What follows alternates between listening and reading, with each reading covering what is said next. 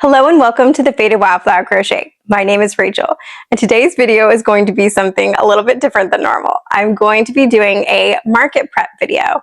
In today's video, I'm going to be talking through my checklist of all the things that I need to get done. I'm going to be showing you what I've been making lately, and I'm going to be doing a little mock setup and deciding where to go from there. So if that sounds like fun, then keep watching. I'm probably going to title this video something like my first market or preparing for my first market, which is not strictly true. I did a market about a decade ago, and I did it on the 4th of July, and it was outdoors, and it just ended up not really being the best experience ever. It was really hot. I got overheated. My prices were just not really what people were looking for at that particular event. And so I just kind of was put off from doing markets for a very long time. But one of my goals for this year, along with making this YouTube channel and making patterns, was also to do something in person this year. I'm a very socially anxious person, and so putting myself out there in person is really nerve-wracking, but it's something that I really want to do. Since it's been so long since I've done my last market, it's literally been a decade, this basically is like starting over. So I did sign up for a market in June, so I have a little bit of time to prepare for it. And this market is a very, I'm not sure what to call it, like new age. I don't know if that's the right term, but like tarot readings and metaphysical healings and very like spiritual sort of a vibe to it. And the event coordinator was so nice and so encouraging, and she really liked my stuff. And I think that's another thing that I've learned over the years is with that last market that I did, it was just not the right vibe for me. And so I've really been picky about picking something that really aligns with my values, that aligns with my vibe as a person, and also something that has the possibility of me being indoors, because I do get overheated very, very easily. And so that's something that I needed to consider for myself. Something that I've really learned as I've gotten older is to trust my gut, and that if my gut is saying that this is not for you, then this is not for me. And I think learning that balance of like pushing myself a little bit out of my comfort zone while also listening to my gut has been a really hard process, and it's taking me a long time to learn that. But now I'm here and I'm doing an event that I feel really excited about and a little bit nervous at the same time, but mostly excited. And I think that's the key. Okay, so I thought I would walk you guys through my checklist of everything that I need to get done and sort of chat about that a little bit. I have a literal checklist that I'm looking at, so if I'm looking down, then that's what I'm doing. But I have it broken down into things I need to do online, like things I need to order online, things I need to look for in person, and then all of the things that I want to make for the market. So first of all, things I need to do online. I need to order a Square thing, which I've actually already done. I already checked that off my checklist. I signed up for Square, and I ordered a little reader, and it's on its way in the mail right now. So that's really exciting. And I don't really know much about Square yet. I've looked at it just a little bit, but it seems pretty simple and easy to use, I hope. So that's what I'm going to be using. Then I need to order new business cards because I have some already for my online shop, but since this rebrand, I redid my logo, and I think it's really cute. I'll put a picture of it. I redid my logo, and I also want it to reflect the fact that I do YouTube and that I sell patterns. So I need to order some new business cards. Then I also need to order a table runner with my logo on it. I've seen my friend Kat Kate Crochet had one, and I'm probably going to be referencing her a lot in this video, which you should go watch her because she's just the sweetest. But she does market prep videos, and I really like the way her setup looked with her little table runner with her logo on it, and she seems to like it. So I think I'm going to order one of those, and they're not too expensive. Another thing that I need to order online, possibly, is dried flowers, which I'll get into why I need those dried flowers in a minute. But I think that's all of the things that I need to do online. Now let's talk about everything that I need to go shop for in person. So the first thing that I want is terracotta pots. So I did this actually at the last market that I sold at a decade ago, and I think that they were really good sellers if I remember right. But I went and got like little mini, like tiny terracotta pots, and then crocheted a cactus to put in the pot. And I think they were really good sellers, like I said. I think that terracotta is really pretty. I put a lot of my plants in terracotta pots, and so I like that vibe. And also buying the terracotta pot will keep me from having to crochet the pot. And that's just like one less thing to do. I also don't really like making the pot. Like I love making cactuses and flowers and stuff, but I don't really like making the pot, like getting it to be the right shape. Like I can do it, but it's just kind of a hassle. And so I think just going ahead and buying some pots, and I think I saw that my local Walmart has some for like 88 cents a piece. So that's a really good price. So I'm not sure how long this video is going to get, but I may end up taking you guys shopping with me. We'll see. But if I end up talking for too long, then I'm probably going to save that for the next video. We'll see. I also need tags, like something to write my prices on. I know I've seen those at the Dollar Tree for like $1 for like 100 of them. So that should be good. Another thing that I want to get are some more hair rollers. You have seen me use them in the video where I made worms. So I want to get some more of those. I got the ones that I used in that video at Five Below, and they were pretty cheap. So I think I may get some more of those. So the last thing on my list that I need to get in person is a funnel, which might sound a little funny, like what do you need a funnel for? But I have these poly beads that I've kind of had in my stash for a while that I think I could put inside of some plushies to make little stress balls. I made one for my mom and she loves it. She said she uses it every single day. I shaped it like a bird because my mom really likes birds. And so I think I might make some more of those and put the poly beads inside. I think the fun thing about selling in person is that you can really experiment with all of these different sorts of like textures that you can't feel the texture through a screen, but being able to have people come to my booth and pick it up in person and feel it, it might like draw them in. So I really want to experiment with that sort of like texture. But the thing about poly beads, if you've ever worked with them, is that they're kind of a pain and they get everywhere. So I really want to get a funnel so I can like dump the poly beads and it will go nicely in.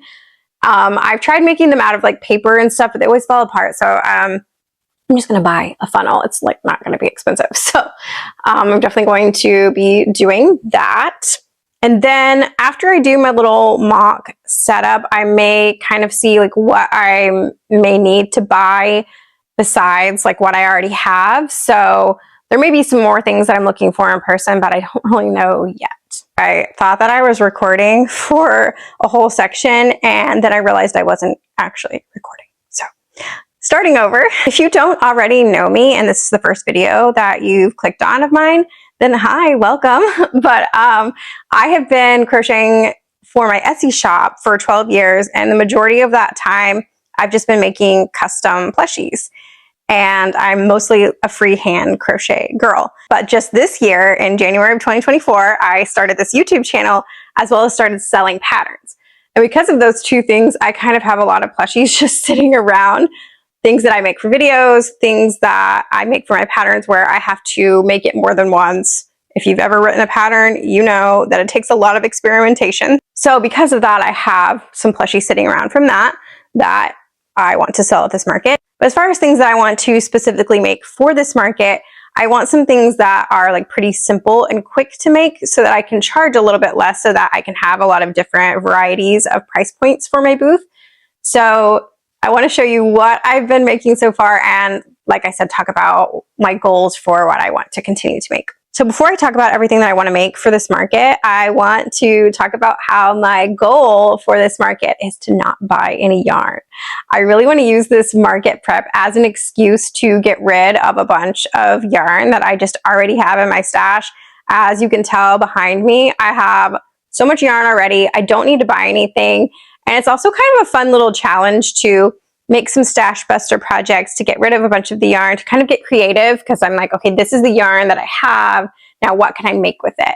Instead of, I want to make this, and now let me go buy a bunch of yarn. So that's kind of my mentality for this market. So I thought I would just let you guys know that that's like one of my goals for this.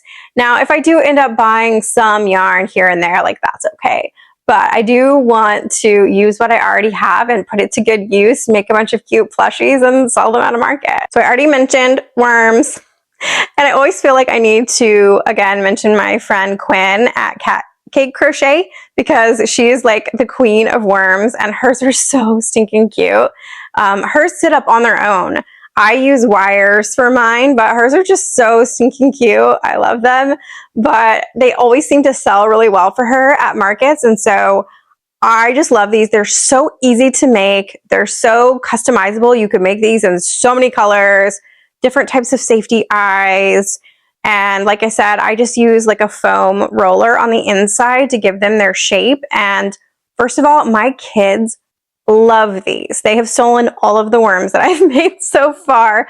So they are a crowd pleaser. I will say that. I think it's just something really different. And also, if you do have the wire in it, it just is kind of fun to play with. Like my kids will sit here and do this for hours.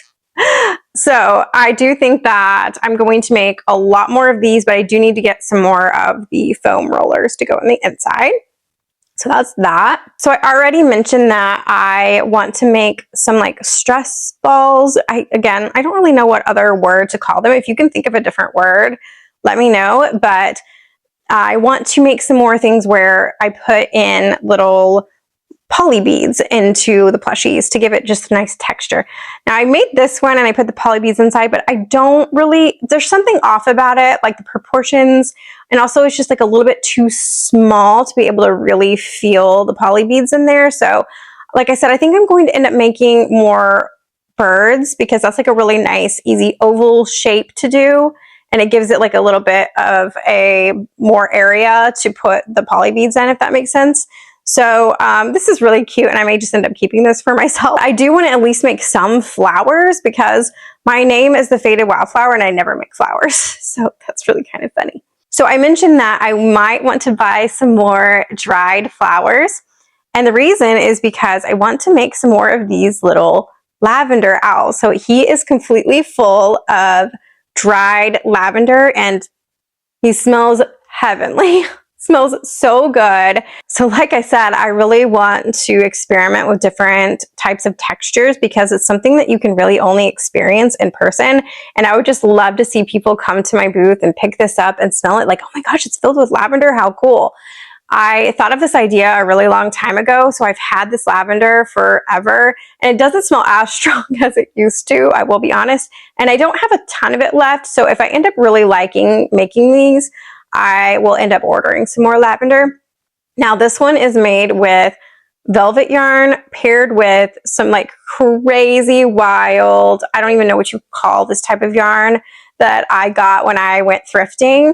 And I really like the way it looks. He's kind of funky looking and he's really, really soft. So he's got the soft texture, he's got the smell, and honestly like the texture of like feeling the lavender inside of there, and it kind of makes a nice sound as well. So, and these are really quick to make as well. So hopefully I'm going to be making a lot more of these, although I will say the experience of making this with this like crazy fuzzy yarn was like not my favorite experience ever. I may end up using other like purple yarns that I have in my stash back there, but I do think that he is rather cute. So another thing that I have made that I may end up making more of with some modifications is this little stegosaurus that the pattern is from Nooks Hooks on Instagram. And I say with some modifications because I have discovered, oh my gosh, I'm going to sound like a hater. I don't like bobble stitches, you guys. I'm so sorry to the bobble stitch lovers. I know that so many people love the look. And even I've heard people like making bobble stitches. I hate it. I hate making bobble stitches. I'm just going to confess it to the world. I hate making bobble stitches. I just don't like the experience of making bobble stitches. And I don't know why. I don't know if I'm doing something wrong. I don't think I am, but I just don't enjoy the experience of making bobble stitches. And I think they look okay, but I just really prefer the look of like crocheted spikes and crocheted feet that you sew on. And I know a lot of people don't like sewing. And it does take time, so I understand that. I want to make things for this market that I enjoy making. I'm going to burn myself out if I am making a bunch of things that are quick to make, but that I don't enjoy making. So that's just part of it. Now, these guys are definitely not a quick market make by any means, but this is my own design. This pattern should be coming out soon. It's currently being tested by some people. I've literally been making this design since 2012. And so it's really just one of my favorite simple, cute designs. So I've kind of been obsessed with making it now that I'm releasing this as a pattern.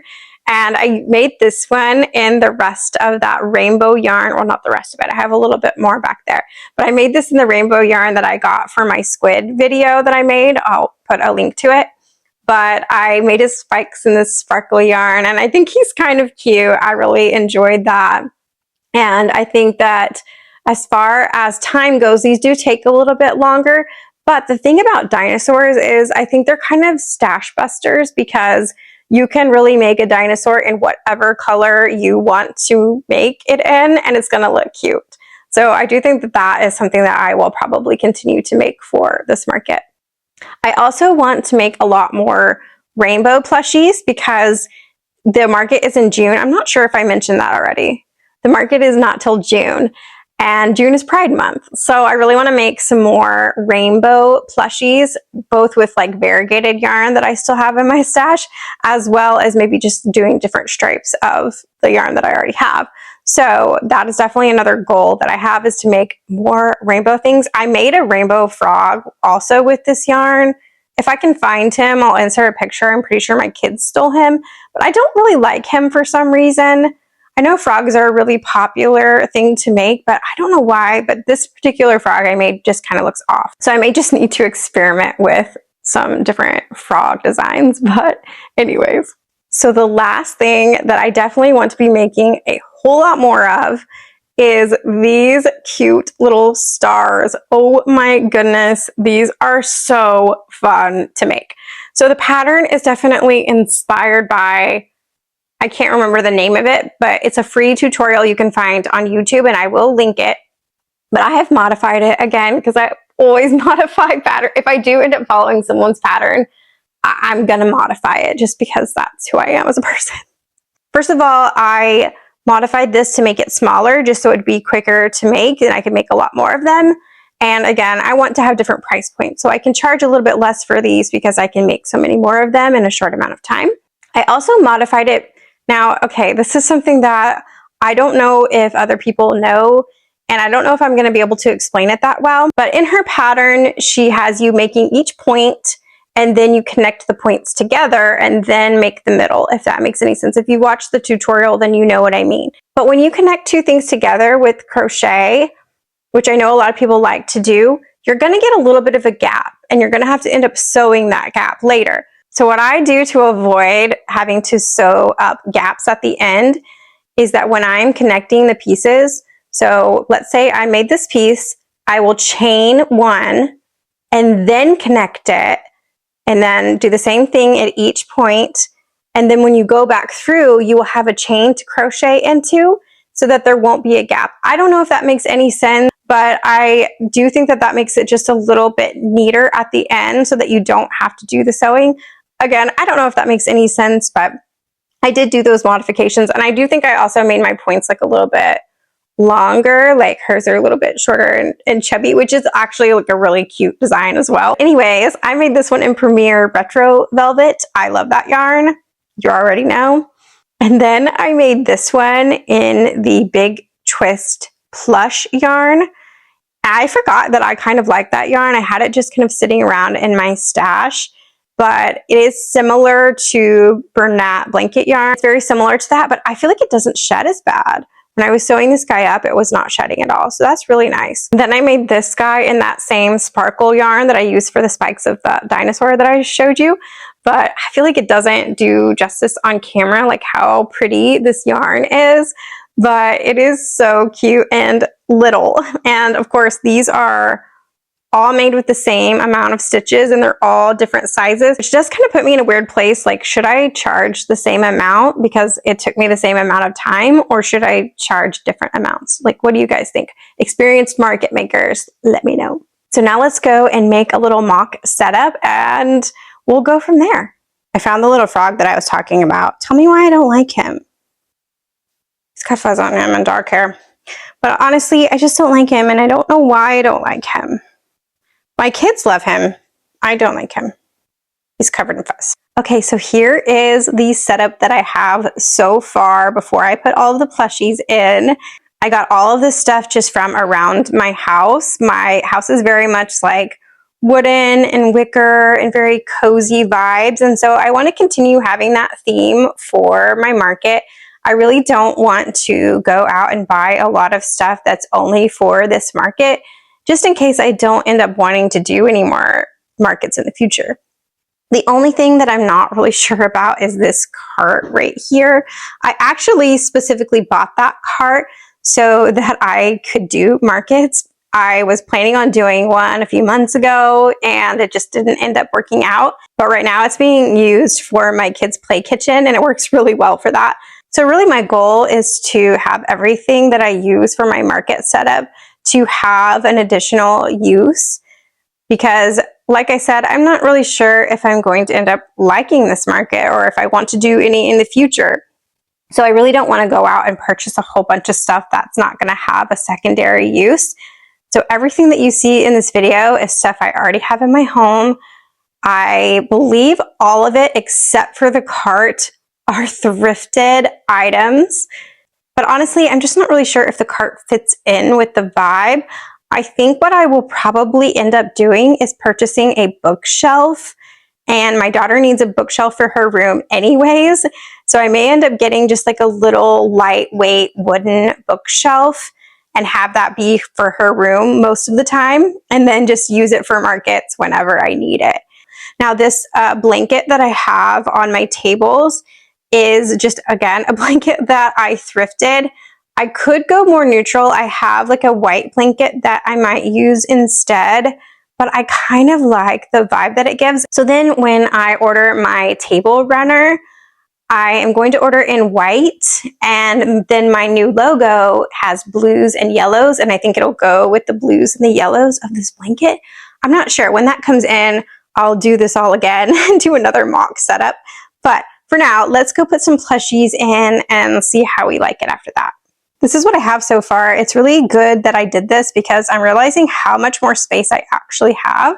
The space of the booth is actually 6 foot by 6 foot, and what I have set up here is definitely smaller than that. So people will definitely be able to walk all the way around, and I'll have things spaced out a little bit more than this. But yeah, I still definitely have a lot more space both in this basket right here. I just have a few ghosts in there. And then I have a ton more space on this cart. But like I said, I don't love that it's not wicker. But I thought of another idea, and let me go try that really quick. Okay, I put some wicker baskets on the shelf, and I do think that aesthetically that looks much nicer, but it does mean you can't see the plushies as well. So I'm not sure, and I think maybe once I make more plushies and it kind of fills out that area a little bit more, it might be better. Or like I said, I may end up just going with the bookshelf or just going with the plushies just on the cart itself. I'm not sure yet.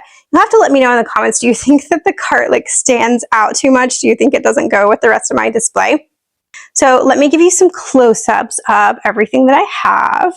Okay, so this is what it would look like walking up. I have the little flowers there. I do think I will put my own sign and then like a little business cards right there. And then here is the little cart. I do think it looks much cuter with the wicker baskets on there, and I would get another one there to go on the bottom. There's Lily. Lily, hi, say hi to the people. You're a good girl. Here are my squids and manatees. And then I have these guys in here, those goblins. I have a pattern that I'm going to be writing up soon for those. I love them so much. I kind of wonder if I should give them a little bit more prominence because they are quite cute, but I just have them there for now. And then here's mushrooms. Those are very cute. I think that display of the mushrooms looks really cute. And then I'll probably end up filling up this whole thing with like other sensory related stuff, like more of the lavender owls, more of the worms, and that kind of thing. I have dinosaurs back here, and then birds here, and then alligator, caterpillar. I honestly kind of forgot about my caterpillar pattern. It's definitely a very good stash buster. You could make those in so many different colors, so I may end up making more of those. And this looks really pathetic because I don't have very much in there right now, but I'll definitely be making more. And the thing is too, once I make some cactuses, those will probably end up going more on the table. And so a lot of these things will end up going in the basket, if that makes sense. So yeah, here's what it looks like. I am mostly happy with it. And I do think I actually like the colorful table because I think it'll look really good once I get my little table runner to go there. There's a plant and Lily's dog food. And there's Lily again. So yeah, that is what it's looking like so far. Let me know what you think. Now I have to go clean all of this up and put everything back where it goes, and that is not going to be fun. Wish me luck. So you'll have to let me know what you thought about today's video. I know it's a little bit different. I'm definitely not going to become fully a market channel, but I may sprinkle in some of this content here and there. Be here to walk you through the process of what it's like to do a market and the setup and what I'm making, and then taking you the day that I do the market and see how it goes. So if you like that, then be sure to subscribe and stick around and let me know what other kind of videos you want to see next. Be sure to check out my other videos, like my Will It Ami playlist, where I try out different types of yarn. And you can follow me on all my social medias, mostly Instagram. That's really the only one I update, and it's the Faded Wildflower. And thank you so much for watching and for being here. I'll see you next time.